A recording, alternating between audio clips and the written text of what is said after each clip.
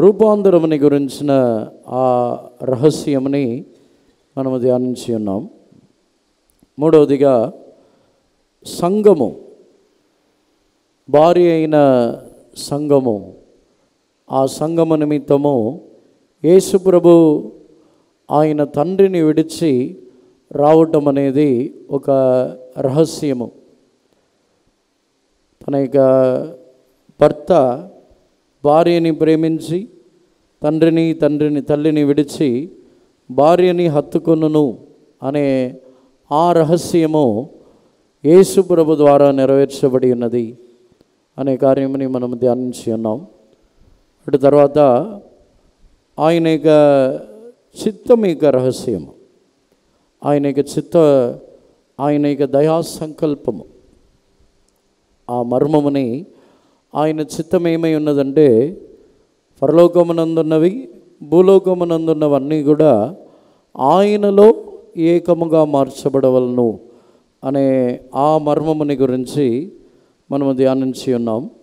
అటు తర్వాత రోమీయులకు రాసిన పత్రికలో మనం చదివిన ప్రకారముగా అక్కడ అన్య జనుల యొక్క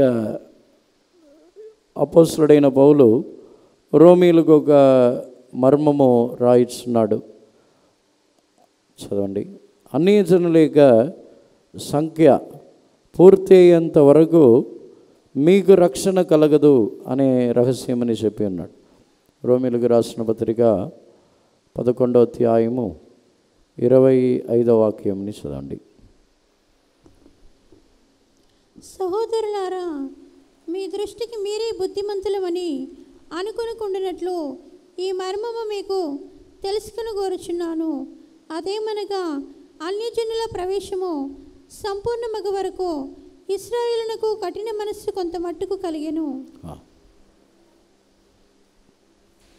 For I would not, brethren, that ye should be ignorant of this mystery, lest ye should be wise in your own conceits, that blindness in part is happened to Israel until the fullness of the Gentiles be come in. దీన్ని గురించి కూడా మనము ధ్యానించి ఉన్నాం. ఇశ్రాయేల్ జనుల యొక్క గర్వముని బట్టి, వారి యొక్క అవిశ్వాసముని బట్టి వారి యొక్క జీవితంలో దేవుని యొద్ద నుండి మొదటి స్థానముని వారు పొందటమని పోగొట్టుకొని దేవుడు అన్యజనులైన మనకు దేవుడు ఆ మొదటి స్థానమునిచ్చి మన యొక్క సంఖ్య పూర్తి అయ్యేంత వరకు కూడా ఇశ్రాయేల్ జనుల్లో ఆయన ఆ క్రియని చేయటం లేదు. దేవుని యొక్క పరిశుద్ధ నామమునకు స్తోత్రం. వాటిని గురించి కూడా మనం ధ్యానించి ఉన్నాం. అటు తర్వాత కొలసీయులకు రాసిన పత్రికకు వచ్చినట్లయితే 1వ అధ్యాయము 25, 26 వాక్యములు చదవండి. దేవుని వాక్యమును అనగా యుగములలోనూ తరములలోనూ మరుగు చేయబడి ఉన్న మర్మమును సంపూర్ణముగా ప్రకటించుటకు మీ నిమిత్తము నాకు అప్పగింపబడిన దేవుని ఏర్పాటు ప్రకారము నేను ఆ సంఘమునకు పరిచారకుడినైతిని. Whereof I am made a minister according to the dispensation of God, which is given to me for you to fulfill the word of God, even the mystery which hath been hid from ages and from generations, but now is made manifest to his saints. 27వ వాక్యం కూడా చదవండి. అన్యజనులలో ఈ మర్మం యొక్క మహిమైశ్వర్యం ఎట్టిదో, అది అనగా మీ అందున్న క్రీస్తు మహిమ నిరీక్షణీయ ఉన్నాడను సంగతిని దేవుడు తన పరిశుద్ధులకు తెలియపరచగోరి ఇప్పుడు ఆ మర్మమును వారికి బయలుపరచెను. Whom we preach, warning every man and teaching every man 27th verse. To whom God would make known that is the riches of the glory of this mystery among the Gentiles, which is Christ in you, the hope of glory. దేవుని యొక్క పరిశుద్ధ నామమునకు స్తోత్రం. కొలస్సీయులకి అపోస్తలుడైన పౌలు ఆ మర్మముని గురించి చెప్పుచున్నాడు. దేవుని యొక్క పరిశుద్ధ నామమునకు స్తోత్రం. నాకు బయలుపరచబడి ఉన్న ఆ మర్మము నిమిత్తము నేను ఈ సంఘమునకు సేవకుడినైతిని. ఆ మర్మము దాని గురించి కూడా ధ్యానించి ఉన్నాం. దేవునికి పరిశుద్ధ నామమునకు స్తోత్రం. దానిని గురించి కూడా ధ్యానించినట్లయితే ఈ మర్మం ఏమిటంటే 28వ వాక్యములో చదవండి. ప్రతి మనుషుని క్రీస్తునందు సంపూర్ణునిగా చేసి ఆయన ఎదుట నిలవబెట్టవలనని సమస్త విధములైన జ్ఞానముతో మేము ప్రతి మనుషునికి బుద్ధి చెప్పచ్చు, ప్రతి మనుషునికి బోధించు ఆయనను ప్రకటించుచున్నాము. Whom we preach, warning every man and teaching every man in all wisdom, that we may present every man perfect in Christ Jesus. దేవునికి పరిశుద్ధ నామమునకు స్తోత్రం. అపోస్తలుడైన పౌలుకు బయలుపరచబడిన ఆ మర్మము విషయంలో అపోస్తలుడైన పౌలు ఇలాగ కొలసీలకు రాయిస్తున్నాడు. ఆ సంఘం యొక్క ఉద్దేశమే ప్రతి మనుషుని క్రీస్తు యేసునందు సంపూర్ణునిగా చేసి నిలబెట్టవలననే ఉద్దేశముతోనే ఆయనని ప్రకటించచ్చు, ఆయనని గురించే అన్ని విధములైన జ్ఞానముతో అన్ని విధములుగా ఆయననే ప్రకటించుచున్నాము. అంటే అపోస్తలుడైన పౌలుకు బయలుపరచబడిన మర్మము యేసుక్రీస్తుని గురించిన ఆ మర్మము. దేవునికి పరిశుద్ధ నామమునకు స్తోత్రం. ఆ మర్మముని గురించి ఆ రహస్యం ఏమిటంటే 27వ వాక్యముని మరొకసారి చదవండి. అన్యజనులలో ఈ మర్మం యొక్క మహిమైశ్వర్యము ఎట్టిదో, అది అనగా మీ అందున్న క్రీస్తు మహిమ నిరీక్షణీయ ఉన్నాడన్న సంగతిని దేవుడు తన పరిశుద్ధులకు తెలియపరచగోరి ఇప్పుడు ఆ మర్మమును వారికి బయలుపరచెను. To whom God would make known what is the riches of the glory of this mystery among the Gentiles, which is Christ in you, the hope of glory. ఆ రహస్యం ఏమిటంటే, ఆ మర్మం ఏమిటంటే, మహిమ నిరీక్షణగా ఆయన మనలో ఉండటమే ఆ యొక్క మర్మము. అపోస్తలుడైన పౌలు ఇక్కడ ఒక మర్మముని తెలియపరుచుచున్నాడు. ఆ మర్మం ఏమిటంటే క్రీస్తు యొక్క సంపూర్ణత. దేవునికి పరిశుద్ధ నామమునకు స్తోత్రం. దాన్ని సరిగా చెప్పాలంటే యేసు ప్రభు ఆయన భూమిలో ఉన్నప్పుడు ఆ సంపూర్ణత కాదు. యేసు ప్రభు భూమిలో జీవించిన కాలంలో ఆయన జీవించిన ఆ సంపూర్ణత కాదు. దానిని గురించి ఇక్కడ మర్మమని చెప్పటం లేదు. ఆయన యొక్క సంపూర్ణతని గురించి భూమిలో ఉన్నప్పుడు అందరికీ తెలియపరచబడి ఉన్నది. కానీ ఇక్కడ అపోస్తలుడైన పౌలు చెప్పుచున్న మర్మం ఏమిటంటే క్రీస్తు యొక్క మహిమైశ్వర్యము, మహిమ కలిగిన దేవుని యొక్క రూపము, ఆ రూపమునకు సమానమైన వారుగా క్రీస్తు యేసునందు సంపూర్ణునిగా చేయుటకే ఆ యేసు ప్రభుని మేము ప్రకటించుచున్నాము. ఈ భూమిలో జీవించిన యేసు ప్రభుని మాత్రమే కాదు, మహిమతో నిండి ఉన్న యేసు ప్రభుని మేము ప్రకటించుచున్నాము.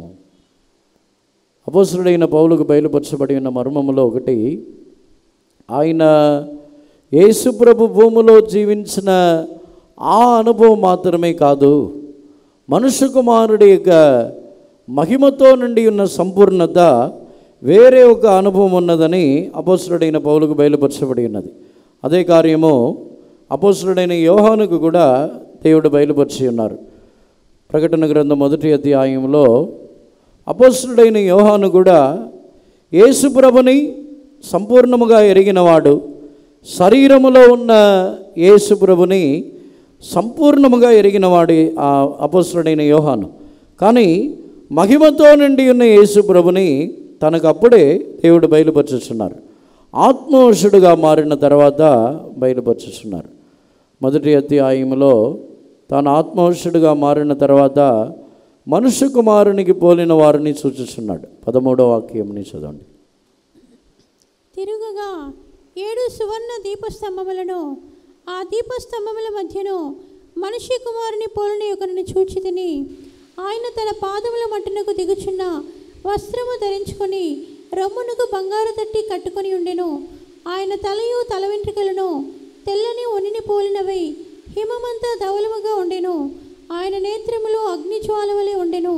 ఆయన పాదములు కొలిమిలో పుటము వేయబడి మెరేచున్న అపరంజితో సమానమై ఉండెను. ఆయన కంఠస్వరము విస్తార జల ప్రవాహముల ధ్వనివలే ఉండెను. ఆయన తన కుడి చేత 7 నక్షత్రములు పట్టుకొని ఉండెను. ఆయన నోటి నుండి 2 అంచులు గల వాడి అయిన ఖడ్గమొకటి బయలువెడలుచుండెను. ఆయన ముఖము మహా తేజస్సుతో ప్రకాశించున్న సూర్యుని వలె ఉండెను. And in the midst of the 7 candlesticks, one like unto the Son of Man, clothed with a garment down to the foot, and girt about the paps with a golden girdle. His head and his hairs were white like wool, as white as snow, and his eyes were as a flame of fire, and his feet like unto the fine brass, as if they burned in a furnace, and his voice as the sound of many waters. And he had in his right hand 7 stars, and out of his mouth went a sharp 2-edged sword, and his countenance was as the sun shineth in his strength. దేవునికి పరిశుద్ధ నామమునకు స్తోత్రం. అపోస్తలుడైన యోహానుకి మనుష్య కుమారునికి పోలిన వారు మహిమ కలిగిన యేసు ప్రభుని అక్కడ ఎందుకు చూపించుచున్నారంటే, తాను 7 సంఘములలో ఉన్న కొరతలని తాను రాయించినప్పుడు ఆ 7 సంఘములు కూడా మహిమ కలిగిన యేసు ప్రభు యొక్క సంపూర్ణతకు సమానముగా అవి రాలేదు. దేవునికి పరిశుద్ధ నామమునకు స్తోత్రం. శరీరములో ఉన్న యేసు ప్రభు యొక్క ఆ అనుభవంలో కొన్ని సంఘములు వాటిని గురించి చెప్పినప్పుడు అనేక కార్యములు వారిలో ఉన్నాయి. వారి యొక్క భక్తి, వారి యొక్క వైరాగ్యము, వారి యొక్క జీవితంలో కలిగిన కార్యములు, కొన్ని కార్యములు శరీర ప్రకారముగా చూసినప్పుడు వారిలో ప్రేమ ఉన్నది, వారిలో అన్నీ ఉన్నాయి. కానీ నానాటికి అవి తగ్గిపోయి వారి యొక్క జీవితంలో ఎదుగుదల లేని వారుగా వారి యొక్క సంగమ లేక పరిస్థితిని చూసినట్లయితే, ఈ మహిమ కలిగిన యేసు ప్రభు యొక్క సమానమైన సంపూర్ణత వారిలో లేనందున మీ మీద ఒక తప్పు ఒకటి మోపవలసినది.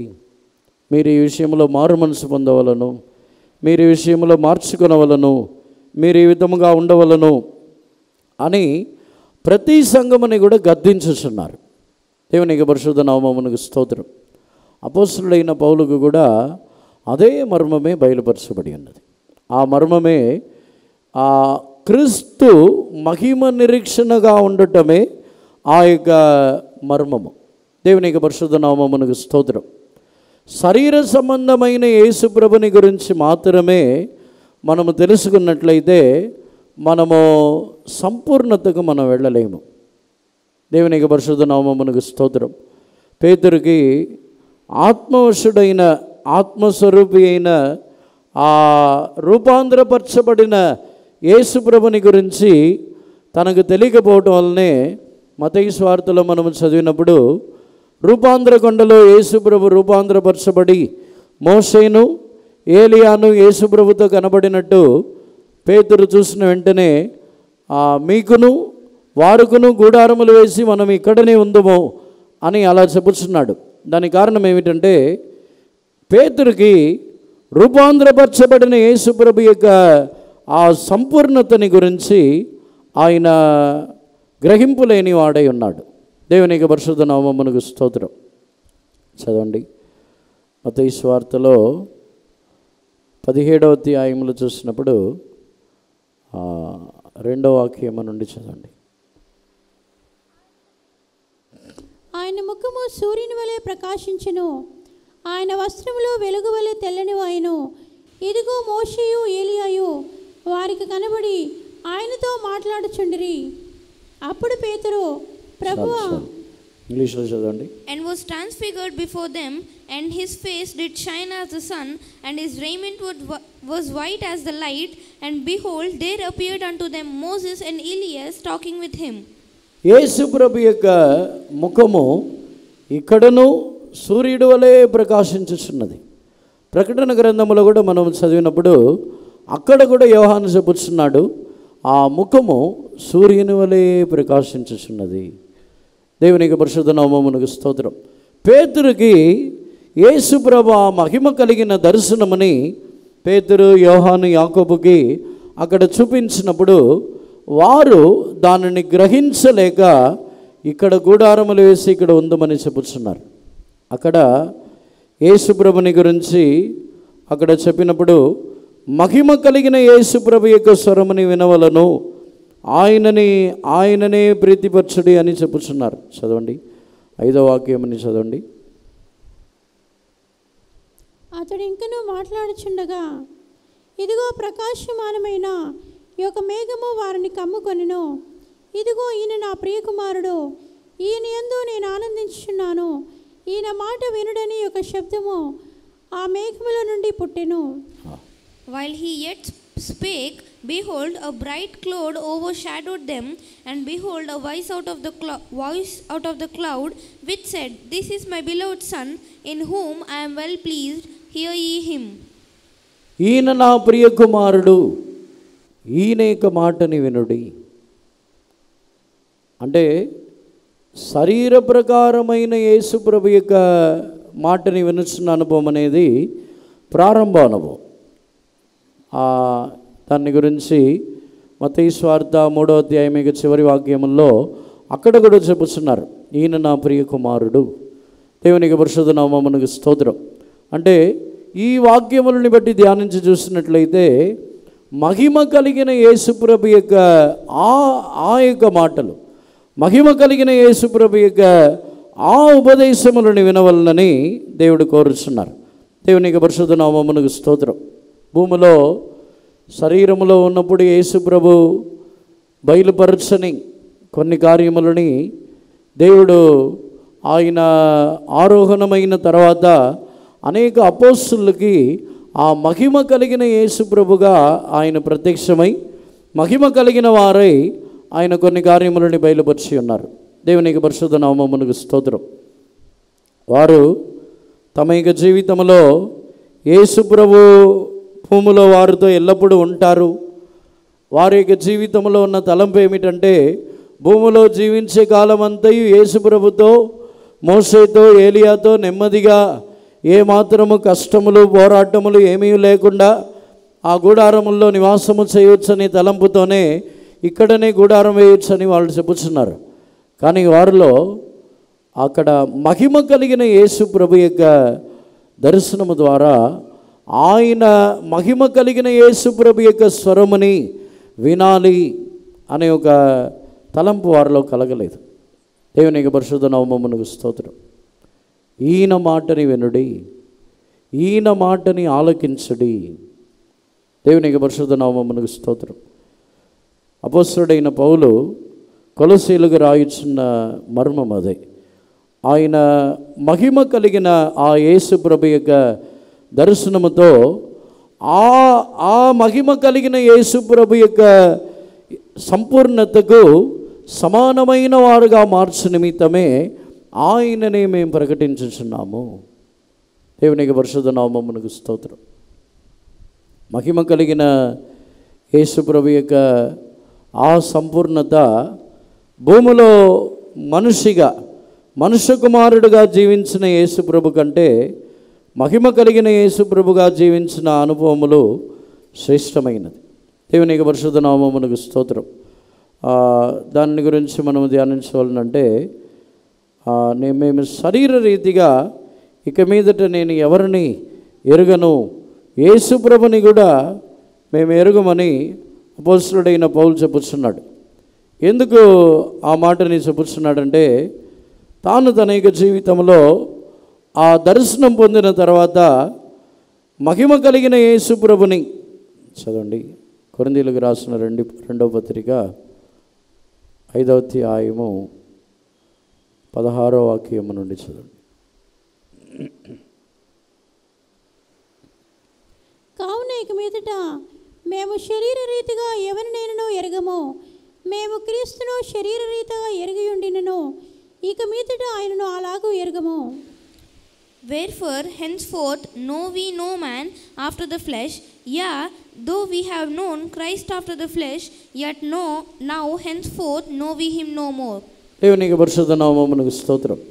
క్రీస్తుని కూడా మేము శరీర రీతిగా ఎరుగము. అపోస్తలుడైన పౌలు తన యొక్క జీవితంలో ఈ దర్శనముని పొందిన తర్వాతనే, మహిమ కలిగిన యేసు ప్రభు యొక్క దర్శనముని పొందిన తర్వాత తాను ఈ మాటలని రాయిచున్నాడు. శరీర రీతిగా యేసు ప్రభుని కూడా మేము ఎరుగము.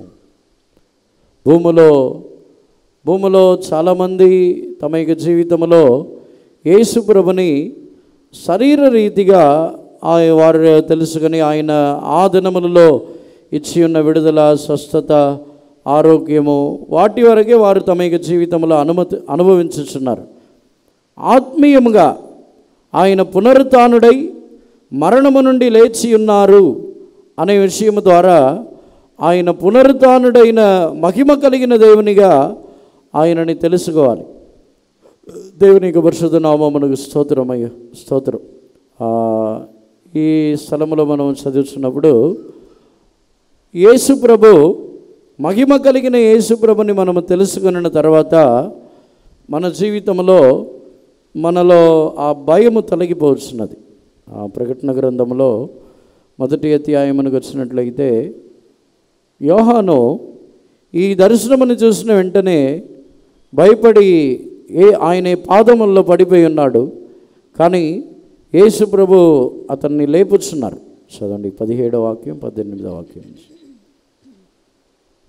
నేను ఆయనను చూడగానే చచ్చిన వాళ్ళ వలె ఆయన పాదముల యొద్ద పడితిని. ఆయన తన కుడి చేతిని నా మీద ఉంచి నాతో ఇట్లా నేను భయపడకము, నేను మొదటి వాడను కడపటి వాడను జీవించువాడను, మృతుడినైతిని గాని ఇదిగో యుగయుగములు సజీవుడనై ఉన్నాను, మరియు మరణము యొక్కయు పాతాళ లోకము యొక్కయు తాళపు చెవులు నా స్వాధీనములో ఉన్నవి. And when I saw him, I fell at his feet and as dead, and he laid his right hand upon me, saying unto me, Fear not, I am the first and the last. I am he that liveth and was dead, and behold, I am alive forevermore. Amen. And have the keys of hell and of death. యేసు ప్రభు యోహానుకి బయలుపరుచుచున్నప్పుడు నేను యేసుని అని చెప్పట్లేదు, నేను యేసుక్రీస్తుని అనే మాటని ప్రకటన గ్రంథంలో ఆయన ఉచ్చరించట్లేదు. దేవునికి పరిశుద్ధ నామమునకు స్తోత్రం. ఆయన ఆ మాటని చెప్పకుండా నేను మొదటివాడును కడుపటివాడును, నేను మృతున్నైతిని కానీ యుగయుగములు జీవించుచున్నవాడును, భయపడకము, మరణమైకయు పాతాళలోకపు ఎక్కయు తాళపు చెవులు నా స్వాధీనములో ఉన్నది అని చెబుతున్నారు. దేవునికి పరిశుద్ధ నామమునకు స్తోత్రం. యేసు ప్రభుని మనము భూమిలో జన్మించబడిన తర్వాత ఆయన ఏ విధముగా జన్మించబడి ఉన్నారు, ఆయనని మాత్రమే మనము ఎరిగి ఉన్నట్లయితే సంపూర్ణతకు మనం వెళ్ళలేము. అంతకుముందు ఆయన మొదటివారును, ఆయన కడుపటి వారును, ఆయన యుగయుగములు జీవించుచున్నవాడనై ఉన్నాను. యేసు ప్రభు అపోస్తలుడైన యోహానుకు బయలుపరుచుచున్న కార్యం అది. నేను మొదటివాడును కడుపటి వాడును. మొదటివాడై యేసు ప్రభు ఉన్నప్పుడు ఆయన ఏ విధముగా ఉన్నారు, నేను కడుపటి వాడును, నేనే చివరి వ్యక్తి, నా తర్వాత ఎవరునూ లేరు, ఆయనే శాశ్వతమైన వారు. దీనిని యేసు ప్రభు అపోస్తలుడైన యోహానుకు బయలుపరుచుచున్నారు. దేవునికి పరిశుద్ధ నామమునకు స్తోత్రం. నేను మృతున్నైతిని కానీ మరణము యొక్కయు పాతాళలోకపు యొక్కయు తాళపు చెవులు నా స్వాధీనములో ఉన్నది. దేవునికి పరిశుద్ధ నామమునకు స్తోత్రం. ఆత్మస్వరూపియకు లేకపోతే మహిమ స్వరూపి అయిన దేవుని గురించి మనకు ఒక దర్శనం ఉన్నట్లయితే మరణముని గురించిన భయం రాదు. ఎందుకంటే మహిమ స్వరూపి అయిన యేసు ప్రభు యొక్క చేతిలోనే మరణం ఇప్పుడు ఉన్నది. ఒకవేళ వ్యాధి వచ్చినా, మన జీవితంలో ఏమైనా ఎటువంటి రోగములు, వ్యాధి, పోరాటములు, ఏ సాతానుడో ఏ వ్యాధియో మన యొక్క జీవితంలో మరణమని మనకు తీసుకొని రాలేవు. మన మరణమునకు భయపడవలసిన అవసరం లేదు. మరణం అనేది యేసు ప్రభు యొక్క అనుమతి ద్వారానే రావాలి. యేసు ప్రభు యొక్క అనుమతి లేకుండా మరణము రాదు. మరణము నుండి మనము తప్పించుకొనుటకు ఎన్ని ప్రయత్నములు చేసినను మరణము నుండి ఎవరును మనల్ని తప్పించలేరు. మనము అనేక మనుషుల దగ్గరికి వెళ్ళి వారు మనల్ని మరణము నుండి తప్పించుదురో ఏమో అని మనం వెళ్ళుచున్నాం. కానీ దేవుడు తప్ప మనల్ని మరణము నుండి తప్పించగలిగిన వారు ఎవరు లేరు. దేవునికి పరిశుద్ధ నామమునకు స్తోత్రం. ఆయనే మరణము నుండి మనల్ని తప్పించగలిగిన వారు. చాలామంది అపవాది కూడా భయపడుతున్నారు. సాతానుడు చంపుతాడేమో.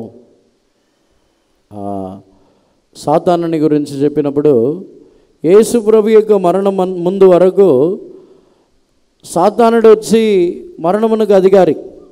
యేసు ప్రభు యొక్క మరణమునకు ముందు వరకు అపవాది మరణమునకు అధికారి, లోకమునకు అధికారి. కానీ యేసు ప్రభు యొక్క మరణమునకు తర్వాత అపవాది మరణం యొక్క అధికారి కాదు. దేవుని యొక్క పరిశుద్ధ నామమునకు స్తోత్రం. సాతానుడు మనల్ని చంపలేడు. చాలామంది సాతానుడు మనల్ని చంపవేస్తాడేమో అని భయపడుతున్నారు. అపవాదికి మనుషుని చంపే అధికారం లేదు. మనుషుని చంపుటకు దేవుడు అపవాదికి అధికారముని ఇప్పుడు ఇవ్వలేదు. ఇప్పుడు అపవాది మరణమునకు అధికారి కాదు, యేసు ప్రభువే దానికి అధికారి అయి ఉన్నారు. దేవునికి పరిశుద్ధ నామమునకు స్తోత్రం. కొందరు ఈ చేతబడులు ఇంకా మాంత్రిక శక్తుల ద్వారా మరణం వచ్చుద్దేమో, చంపేస్తారేమో, ఆ చేతబడు శక్తుల ద్వారా ఆ మరణముని కలిగిస్తారేమో అని భయపడుతున్నారు. దాన్ని కొంతమంది నమ్ముతున్నారు. విశ్వాసులైన వారు కూడా దాన్ని నమ్ముతున్నారు. ఎవరైనా ఈ కాలంలో ఎవరినైనా ప్రార్థన చేయమని అడిగితే, సమీపంలో రీసెంట్గా ఒక విషయం విన్నాను నేను. ఆ విషయం ఏంటంటే, ఎవరో మన విశ్వాసులే వారికి సమస్యల్లో వేరే ఒక విశ్వాసని ప్రార్థన చేయమని అడిగితే, వారు ప్రార్థన చేసి వాళ్ళకి చెప్పిన సమాధానం ఏమిటంటే, మీ ఇంట్లో ఒక బొమ్మ ఉంది, ఆ బొమ్మకి చీర కట్టి, ఆ బొమ్మకి సూదులతో పొడిచి అవన్నీ దాన్ని మంత్రం చేసి చేతబడి చేసి మీ ఇంట్లో పెట్టారు అని వాళ్ళు చెప్పారండి. అది నిజమా? ఆ విషయం నిజమేనా? దేవునికి పరిశుద్ధ నామమునకు స్తోత్రం. అప్పుడు నిజముగా మనకు సాతాన్ని గురించి యేసు ప్రభు యొక్క మహిమ కలిగిన అనుభవం, మహిమ స్వరూపి అయిన యేసు ప్రభుని గురించిన ఒక ప్రకటన, లేకపోతే మహిమ స్వరూపి అయిన యేసు ప్రభుని గురించి మనకు తెలియకపోతే దానిని నమ్ముచున్నారు. తెలియకపోవడం వలన వారు నిజంగానే అపవాది వచ్చి ఆ బొమ్మలో చీర కట్టిన వెంటనే దానిలో ప్రవేశించి అపవాది క్రియ చేస్తాడు అని నమ్ముతున్నారు. దేవునికి పరిశుద్ధ నామమునకు స్తోత్రం. ఎవరు కూడా అలాంటి ప్రార్థన చేసి ఇలా చెప్పే వాళ్ళని ఎవరిని నమ్మొద్దు. చాలామంది ఇలా చెప్తున్నారు. ఎంతో అనుభవం కలిగిన వాళ్ళైనా కొంతమంది దాన్ని నమ్ముతున్నారు. చాలామంది పెద్ద వాళ్ళు కూడా ఇలా చెప్పే వాళ్ళని నమ్ముతున్నారు. మీకు విరోధంగా ఏదో చేశారు, మీకు విరోధంగా ఏదో క్రియ చేశారు అని నమ్ముతున్నారు. కారణం ఏంటంటే, వారికి ఆ మహిమ కలిగిన యేసు ప్రభుని గురించిన ఆ దర్శనం లేదు. మహిమ కలిగిన యేసు ప్రభుని గురించిన దర్శనం ఉన్నట్లయితే అపవాది కూడా యేసు ప్రభు యొక్క అధికారంలోనే ఉన్నాడు. అపవాది ఈ 7 సంఘములకు రాయటానికి ముందు యేసు ప్రభు మహిమ స్వరూపి అయిన యేసు ప్రభుని బయలుపరుచుతున్నారు. ఎందుకంటే ఆ 7 సంఘములు మహిమ స్వరూపి అయిన యేసు ప్రభుని గురించి ఎరగకపోవటం వల్లనే వారు కొరతలు కలిగిన వారై ఉన్నారు. వారికి ఆ కార్యములని బయలుపరిచి వారిని మారుమనసు పొందుటకు ప్రేరేపించుచున్నారు. దేవునికి పరిశుద్ధ నామమునకు స్తోత్రం.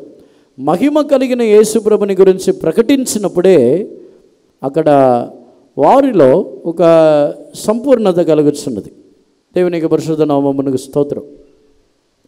ఈరోజు మన యొక్క జీవితంలో మనము ఆ మహిమ కలిగిన దర్శనము లేని వారుగా ఉన్నప్పుడు మోసపోతాం.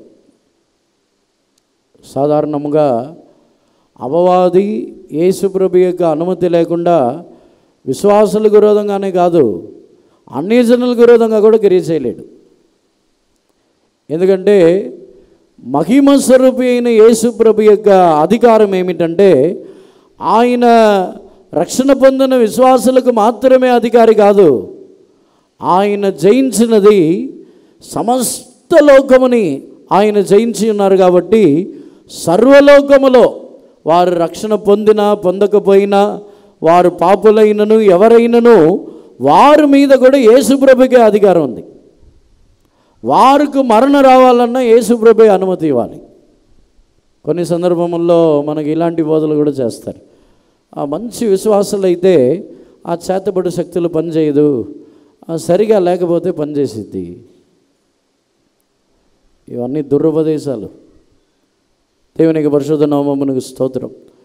యేసు ప్రభు యొక్క మహిమ కలిగిన ఆ దర్శనం మనకున్నట్లయితే మన యొక్క జీవితంలో యేసు ప్రభు యొక్క అనుమతి లేకుండా వారు పాపులైనను పరిశుద్ధులైనను యేసు ప్రభు యొక్క అనుమతి లేకుండా సాతానుడు ఒక వ్యక్తి దగ్గరికి రాలేడు. పాతాళపు యొక్క తాళపు చెవి యేసు ప్రభు యొక్క స్వాధీనంలో ఉంది. మరణమును రాదు, పాతాళము నుండి సాతానుడును బయటకు రాలేడు. దేవునికి పరిశుద్ధ నామమునకు స్తోత్రం. అపవాదిని మన యొక్క జీవితంలో దేవుడు ఎందుకు అనుమతించుచున్నారంటే ఏదో మనల్ని చంపేస్తాడని కాదు, అపవాదిని మనము జయించడానికి మనకు దేవుడు బలమునిచ్చి శక్తినిచ్చి ఆ అపవాదిని అనుమతించుచున్నారు. కానీ మనం ఇలాంటి చెడుగా చెప్పేవాళ్ళు, ఇలా మేము ప్రార్థన చేస్తున్నాం, అది దేవుడు చూపించిందా సాతానుడు చూపించిందా? మేము ప్రార్థన చేసాం, దేవుడు మాకు చూపించారు, ఒక బొమ్మకి చీర కట్టి అన్నీ కనబడుతున్నాయి, అది నిజమా? అది దేవుడు చూపించిందేనా? దేవుడు చూపించాడా సాతానుడు చూపించాడా? దేవునికి పరిశుద్ధ నామమునకు స్తోత్రం.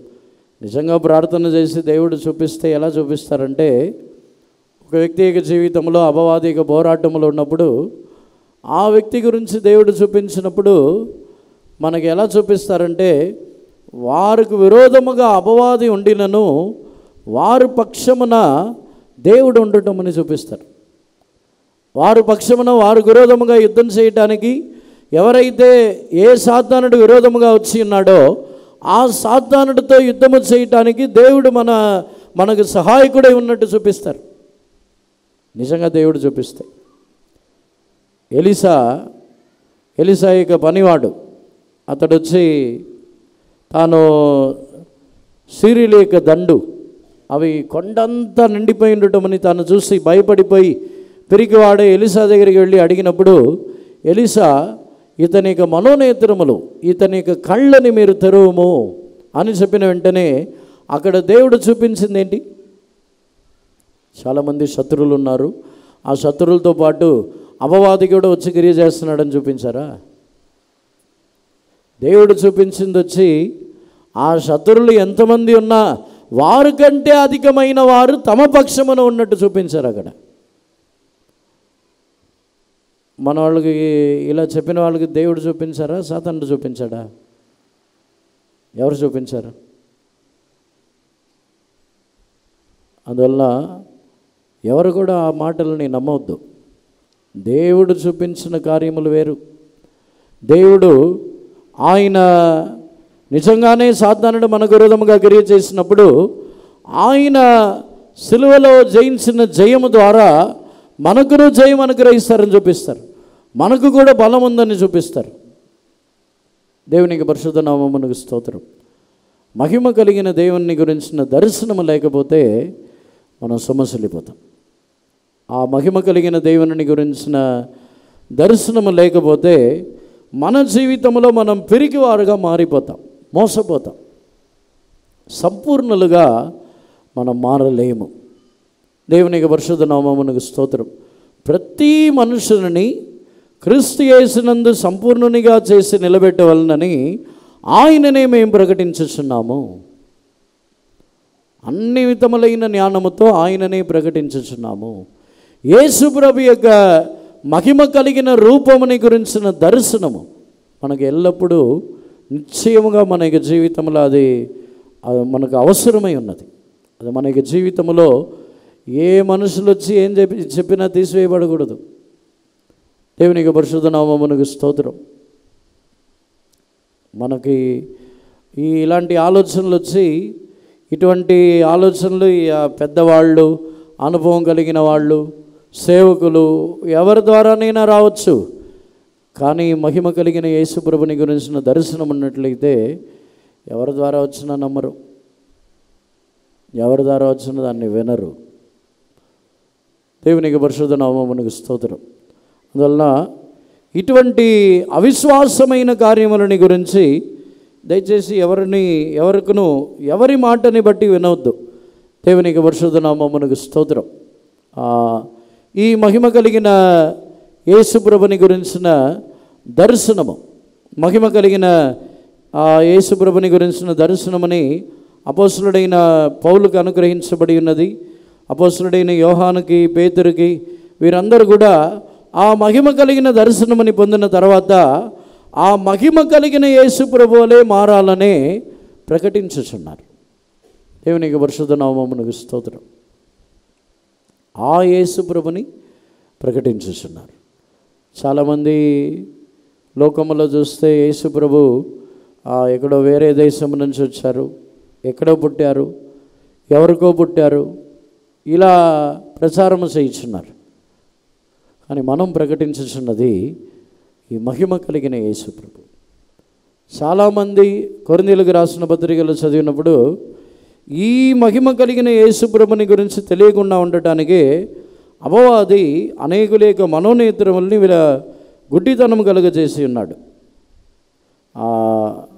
ఈ సాధారణముగా యేసు ప్రభు యొక్క విడుదల సువార్త, శరీరధారిగా ఉన్న యేసు ప్రభుని గురించి బయలుపరచడానికి పెద్ద ఆటంకములు ఏమి లేవు. శరీర ప్రకారమైన యేసు ప్రభుని గురించి ఎన్నో సోషల్ మీడియాస్లో ఎన్నో రకాలుగా సర్వలోకమునుగా వెళ్ళుచున్నది. ఎన్ని ఆటంకములు వచ్చినా అవి చాలామందికి వెళ్ళి చేరుచున్నది. ఆ సువార్త కాదు. కొరింథీయులకు రాసిన 2వ పత్రికలో 4వ అధ్యాయములో చదివినప్పుడు 4వ వాక్యముని చదవండి.